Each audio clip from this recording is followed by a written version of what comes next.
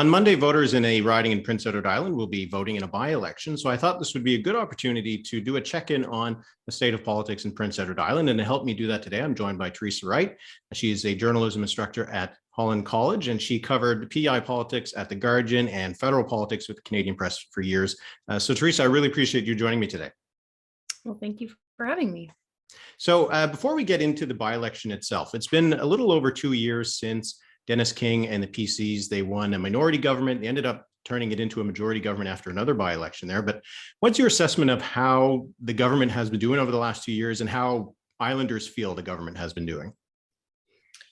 Well, I think that the Dennis King government was sort of just getting its feet underneath itself when the pandemic hit. So I think largely this government's work and its the initiatives and so on that have come from it have been defined by COVID-19 and the response that has been necessary in that regard. So it's at this point, I mean, if you look at recent polls, it would suggest that that people are fairly happy with how the progressive conservative government's doing, how they're feeling satisfied so far. If you look at satisfaction levels. But it's also important to point out that there's the opposition parties are not all of them are quite in a position to really kind of challenge them or haven't really been doing that. And I think part of that is because of the pandemic response. It's been sort of this all hands on deck. Everyone wants to do the best thing for all residents. So there hasn't been a huge, sort of critical element when it comes to the opposition parties. So I feel as though things have been going really smoothly, except for the whole pandemic situation. But in terms of the politics side of things have been pretty smooth for the Dennis King government. But I wonder if they just haven't really had that challenge yet that would really kind of start to maybe affect those numbers a little bit more. Do you think that now that the pandemic is, sort of going in the rearview mirror, let's hope, we've said this all before, do you think that the next, phase of this government, which, the next election is now less than 2 years away, I guess, or is it, 2 years, are we going to start seeing more of what the government would have been doing if it hadn't been sort of sidetracked by the pandemic for a big chunk of its own mandate? Well, I think that's what they're trying to do right now. They just came out with a capital budget a week or two ago, trying to kind of deal with some of the sort of issues that have been boiling up now that we're not having to deal so much with the COVID-19 response, especially here in PEI. The cases have remained extremely low compared to the rest of the country. We've had no deaths and only 2 hospitalizations in all of the 21 months. So we've been very fortunate, and I think that that's allowed the provincial government to kind of start to look at some of the other stressors that they have to kind of take care of, and some of those are really starting to kind of rear up right now. Healthcare being a really big one, housing being another. So I think that what you're going to start seeing, and what we are seeing right now, is sort of that return to focusing on more normal, political issues. And I think that it will be the true test for this government moving forward, as they start to kind of not have to necessarily be in emergency mode anymore. So the PCs are one of 3 PC governments in Atlantic Canada. But to give some people some context, where would you fit the PEI PC government in the quote unquote conservative governments across the country? Well, Dennis King, the premier, has been pretty careful to keep a fairly big distance between himself and the federal the federal Conservative Party of Canada, especially during the federal election. You didn't see Aaron O'Toole doing a whole lot here in PEI. He did come, but you didn't see Dennis King kind of doing any campaigning on behalf of that party. And even with the other provincial leaders, I mean, you don't hear them, about them talking or collaborating a lot.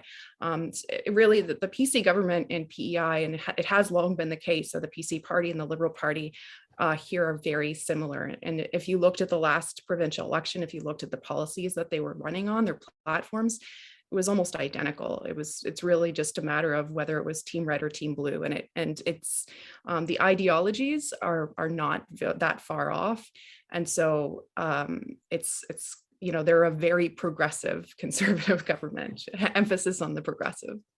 Well, you mentioned Team Red or Team Blue, but since the last election, it's, now there's another color, in the legislature in the Greens, who had the official opposition breakthrough in the last campaign. We saw that in the federal campaign in 2019, the Greens did really well. I think PEI was the best province for the federal Green Party in 2019, but their vote really dropped across the island. I think that was less than half of the vote they got in 2019. Does this have any impact on the Greens under Peter Bevan Baker, or is it very much limited to the federal field? I think that the provincial Green Party is hoping that it's limited to the result that we saw here in PEI in the federal election, that it won't affect them provincially. And I'll be really interested to see what happens in the next couple of months, because as I mentioned, moving away from that, everyone trying to just support the government and everyone being on the same page, I think that's affected how people are viewing political polls. But, as we inch closer to a provincial election, things are going to start to get more interesting on that side. And I mean, I think the Green Party provincially has been really careful to try to, again, keep that separation between itself and the federal party, which I think is surprising given the fact that they are really, this is where they have the largest amount of support. I'm surprised that the federal party hasn't taken issue with that more, to be honest. But I think it'll be I think it'll be really interesting to see. It will really depend on what happens, I think, when and whenever the Liberal Party decides to have a leadership contest, and who takes over for that and what happens there. Because really the Green Party's support came, and the fact that they broke through as the opposition party really came as a result of the collapse of the Liberal vote here in PEI. And so until there is real movement or momentum or anything happening on that side, which right now there isn't, then I think there's sort of a holding pattern. And again, I'm not trying to suggest that the Green Party doesn't have support. They obviously do here, but I don't know that they're being challenged for that support in any way at this point. So it's really hard to tell what could change when we start to get closer to an actual election. Yeah, you mentioned the Liberals. The polls do generally have the Greens in second and the Liberals in third. They haven't named a leader yet since Wade McLaughlin stepped down after the last campaign. What's going on there? Because it has been quite a while. This is starting to get to the point where it's been a long time for the party not to have a permanent leader in place. Yeah, it's a good question. What is happening? They've there was a date that was set. It was supposed to be, there was going to be a Liberal leadership convention, I think in 2 days from now originally, but they called that off when Dennis King committed in the CBC to not to keep to PEI's fixed election date, so not to call an early election. So essentially they're like, oh, we have more time, so we're gonna not move forward, probably because they didn't have candidates that they really hoped would be good challengers for this for the government right now. But it's not the first time I've seen this happen in PEI, where after a government has been in power for over 10 years, because that tends to be what happens in PEI. We elect governments for a long period of time, and then we kind of throw them out for a long period of time. And so there's like sort of this gap, several years, where it's hard to find a leader of the party who has lost the government. So the Liberals were in power for 12 years. There's not anybody who takes over as leader right now will have to be in that job for a while. And it's, and to be the third party leader, that's a hard job. And it's not necessarily the one that they're going to get the most attractive candidates for. At least that's obviously the gamble that they're making right now. So it's interesting that there doesn't seem to be anybody kind of raising their hand for this job. But I think it kind of tells you where the party's at right now in PEI, which, it's happened before, but as we start to get closer to a provincial election, or maybe even the next election after that, then I think that's when you'll start to see things change a lot more here. So for the Liberals, I guess the next test will just be on Monday in that by-election in Cornwall-Meadowbank. This was a riding that was vacated by Heath MacDonald, who ran successfully for the federal Liberals. And it also has been a seat since, where did I put my notes? I think it was from 1986 or something like that. There was that one election where the Liberals were reduced to a single seat, and it was this area that still stuck with the Liberals. Yeah. So what do you think are the stakes in this by-election? Well, I mean, I think most by-elections are usually a sort of a mini referendum on the government in power. And the Conservatives here have had two by-elections. One of them was a deferred election because one of the Green Party candidates in the last provincial election passed away just a few days before the election, and they had a second one, and they easily won that one. So, I mean, I think if they don't easily win this one, it will be very surprising to me, given that we don't seem to have that, a lot of organic concern coming necessarily from Islanders. And at this point, when people are trying to look at what is the best way to move forward post COVID, I think, trying to elect someone who might end up in government might be how Islanders are going to look at this, rather than electing someone into opposition, which is what the Green Party is hoping for. So this could be like an election where there is a big swing from the last general, that it doesn't really look like that the PCs can come from third and just move ahead because of that appeal of being in government, you think? I think that that's a big part of it. I mean, it is something there is something to be said about the fact that Cornwall-Meadowbank has been a Liberal stronghold for, well, since, from what I understand, it was since they stopped electing two MLAs to the legislature. They weren't called MLAs. One was called a councillor, one was called an assemblyman. We had a totally different electoral system until the 90s. And it's been a Liberal seat, ever since, and before that too.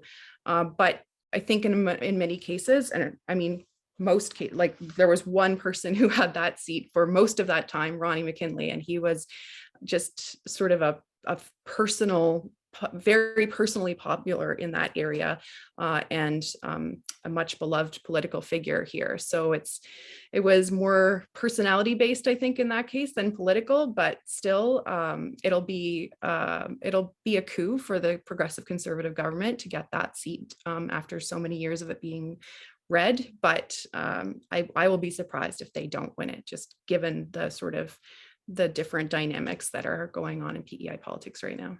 Do you think there'll be any repercussions for either the Greens, for example, if the Greens aren't very competitive, or if the Liberals do actually, lose this seat and maybe even, let's say, they fall into third or something like that in a seat that used to be one that was safe for them? Do you think there'd be any fallout from it, or is everybody just going to shrug it off and move on? I think the biggest fallout would be for the Green Party, because it might, show Islanders that, it might sort of get them starting to question whether that Green vote is softening here and what that could mean going forward. So I really think that, the Liberals at this point, they don't have a leader. There's not even anybody who's said they want to be the leader. They don't have a leadership convention date. If they lose this seat, I don't think that that it will be a huge shock for them.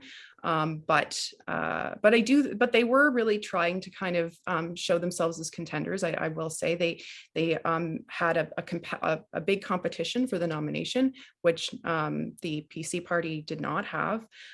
They had an acclaimed candidate. There was 5 people running for the Liberal nomination in this district. So,